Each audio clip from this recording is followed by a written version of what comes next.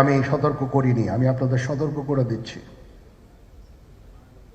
আপনারা যদি নিজেদের মধ্যে ভেদাভেদ ভুলে একসাথে কাজ না করতে পারেন, নিজেরা যদি কাদা ছোড়াছুড়ি করেন, মারামারি কাটাকাটি করেন, এই দেশ এবং জাতির স্বাধীনতা সার্বভৌমত্ব বিপন্ন হবে। আমি আজকে বলে দিলাম, নাইলে আপনারা বলবেন যে আমি আপনাদের সতর্ক করিনি। আমি সতর্ক করে দিচ্ছি আপনাদের। আমার অন্য কোনো আকাঙ্ক্ষা নাই, আমার একটাই আকাঙ্ক্ষা, দেশ এবং জাতিটাকে একটা সুন্দর জায়গায় রেখে ছুটি করা। I had enough. Was last 7-8 months I had enough. আমি চাই দেশ এবং জাতিকে একটা সুন্দর জায়গায় রেখে আমরা সেনানিবাসে ফেরত আসবো। আরেকটা জরুরি বিষয় যেটা আমি ভাবলাম যে আপনাদের সাথে আমি শেয়ার করি। দেশের এই আইন শৃঙ্খলা পরিস্থিতি খারাপের পিছনে কিছু কারণ আছে। প্রথম কারণটা হচ্ছে যে আমরা নিজেরা হানাহানির মধ্যে ব্যস্ত, একজন আরেকজনের বিরুদ্ধে বিষোদ্গারে ব্যস্ত। এটা একটা চমৎকার সুযোগ অপরাধীদের জন্য। যেহেতু আমরা একটা অরাজক পরিস্থিতির মধ্যে বিরাজ করছি, তারা খুব ভালোভাবেই জানে যে এই সময়ে যদি এই সমস্ত অপরাধ করা যায় তাহলে এখান থেকে পরিত্রাণ পাওয়া সম্ভব। সেই কারণে এই অপরাধগুলো হচ্ছে। আমরা যদি সংগঠিত থাকি, একত্রিত থাকি, তাহলে অবশ্যই এটা সম্মিলিতভাবে মোকাবেলা করা সম্ভব হবে। Police, RAB, BGB, DGFI, NSI এগুলো দেশের জন্য অত্যন্ত গুরুত্বপূর্ণ কাজ করেছে অতীতে। খারাপ কাজের সাথে অসংখ্য ভালো কাজ করেছে। আজকে যে দেশের স্থিতিশীলতা, দেশটাকে যে এত বছর স্থিতিশীল রাখা হয়েছে, এটার কারণ হচ্ছে এই সশস্ত্র বাহিনীর বহু সেনা সদস্য, সিভিলিয়ান সবাই মিলে এই অর্গানাইজেশনগুলোকে, অসামরিক, সামরিক সবাই মিলে এই অর্গানাইজেশনগুলোকে এফেক্টিভ রেখেছে। সেই জন্য আজকে সুন্দর, এতদিন ধরে আমরা একটা সুন্দর পরিবেশ পেয়েছি। এর মধ্যে যারা কাজ করেছে, যদি অপরাধ করে থাকে সেটার শাস্তি হবে, অবশ্যই শাস্তি হতে হবে। না হলে এই জিনিস আবার ঘটবে। আমরা সেটাকে বন্ধ করতে চাই চিরতরে, কিন্তু তার আগে মনে রাখতে হবে আমরা এমনভাবে কাজটা করব এই সমস্ত অর্গানাইজেশনগুলো যেন আন্ডারমাইন না হয়। আজকে পুলিশ সদস্য কাজ করছে না, এটা বিশাল বড় কারণ হচ্ছে অনেকের বিরুদ্ধে মামলা, অনেকে জেলে।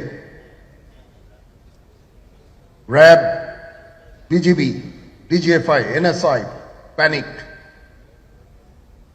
বিভিন্ন দোষারোপ, গুম, খুন ইত্যাদি তদন্ত চলছে।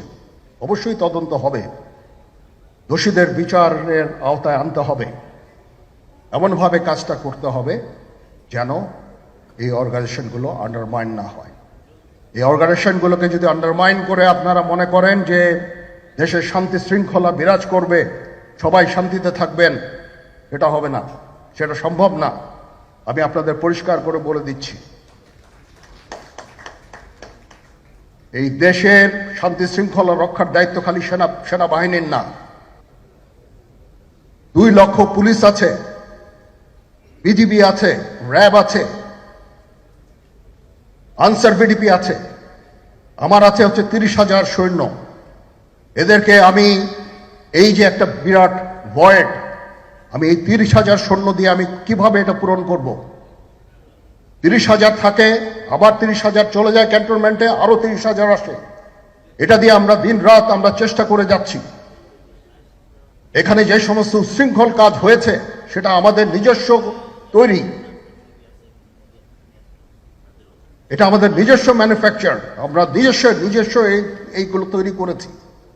এই বিপরীতমুখী কাজ করলে এসে কখনো শান্তি শৃঙ্খলা আসবে না। এই জিনিসটা আপনাদের মনে রাখতে হবে। তদন্ত কমিশন হচ্ছে আবার একটা, আমাদের সর্বদা আমরা চেষ্টা করব তদন্ত কমিশনকে সহায়তা করতে। যে ধরনের সাহায্য সহযোগিতার প্রয়োজন হয় আমরা করব। আমরা দেশে একটা ফ্রি ফেয়ার অ্যান্ড ইনক্লুসিভ একটা ইলেকশনের জন্য দিকে ধাবিত হচ্ছে এবং তার আগে যে সমস্ত সংস্কার করা প্রয়োজন অবশ্যই সরকার সেদিকে খেয়াল করবেন। আমি যতবারই ডক্টর ইউনূসের সাথে কথা বলেছি, he completely agrees with me. There should be free, fair and inclusive election, and that election should be within December or close to that. যেটা আমি এর প্রথমেই বলেছিলাম যে 18 মাসের মধ্যে একটা ইলেকশন। আমার মনে হয় যে সরকার সেদিকেই ধাবিত হচ্ছে। ডক্টর ইউনূস যথাসাধ্য চেষ্টা করে যাচ্ছেন এই দেশটাকে ইউনাইটেড রাখতে, কাজ করে যাচ্ছেন উনি। ওনাকে আমাদের সাহায্য করতে হবে, উনি যেন সফল হতে পারেন সেদিকে আমরা সবাই চেষ্টা করব। আমরা একসাথে ইনশাল্লাহ কাজ করে যাব। আসেন আমরা নিজেদের মধ্যে মারামারি কাটাকাটি না করে আমরা ইউনাইট আওয়ারসেলস, দেশ জাতি যেন একসাথে থাকতে পারি সেদিকে আমাদের কাজ করতে হবে। আমাদের মধ্যে মতের বিরোধ থাকতে পারে, চিন্তা চেতনার বিরোধ থাকতে পারে, কিন্তু দিন শেষে যেন আমরা সবাই দেশ এবং জাতির দিকে খেয়াল করে আমরা যেন এক থাকতে পারি। তাহলে এই দেশটা উন্নত হবে, এই দেশটা সঠিক পথে পরিচালিত হবে। না হলে আমরা আরো সমস্যার মধ্যে পড়তে যাব। বিশ্বাস করেন, we don't want to head, ওইদিকে আমরা যেতে চাই না।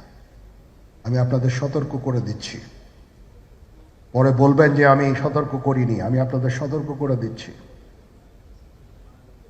আপনারা যদি নিজেদের মধ্যে ভেদাভেদ ভুলে একসাথে কাজ না করতে পারেন, নিজেরা যদি কাদা ছোড়াছুড়ি করেন, মারামারি কাটাকাটি করেন, এই দেশ এবং জাতির স্বাধীনতা সার্বভৌমত্ব বিপন্ন হবে। আমি আজকে বলে দিলাম, নাইলে আপনারা বলবেন যে আমি আপনাদের সতর্ক করিনি। আমি সতর্ক করে দিচ্ছি আপনাদের, এই দেশ সুখে শান্তিতে থাকতে চাই। আমরা চাই না হানাহানি, কাটাকাটি, মারামারি। সেই উদ্দেশ্যে আমি কাজ করে যাচ্ছি, আমরা কাজ করে যাচ্ছি। আমাদের সেনাবাহিনীর প্রতি আক্রমণ করেন না। একটা কমন জিনিস আমি দেখতে পাচ্ছি, সেনাবাহিনী এবং সেনা প্রধানের প্রতি বিদ্বেষ কারো কারো। কি কারণে আজ পর্যন্ত আমি এটা খুঁজে পাইনি। আমরা হচ্ছে একমাত্র ফোর্স যেটা আপনাদের জন্য কাজ করে যাচ্ছি, দাঁড়িয়ে আছি প্ল্যাটফর্মে।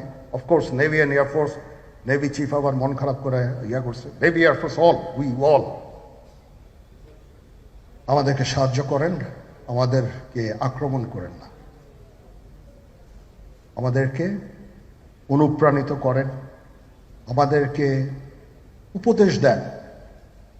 কোনো একটা সমস্যা হয়ে গেলে আমি যেন নুরুদ্দিন স্যারের স্বর্ণপন্ন হই এবং উনি আমাকে উপদেশ দেন, সিনিয়র জেনারেলরা আমাকে উপদেশ দেন, আমি সবার কাছে স্বর্ণপন্ন হই।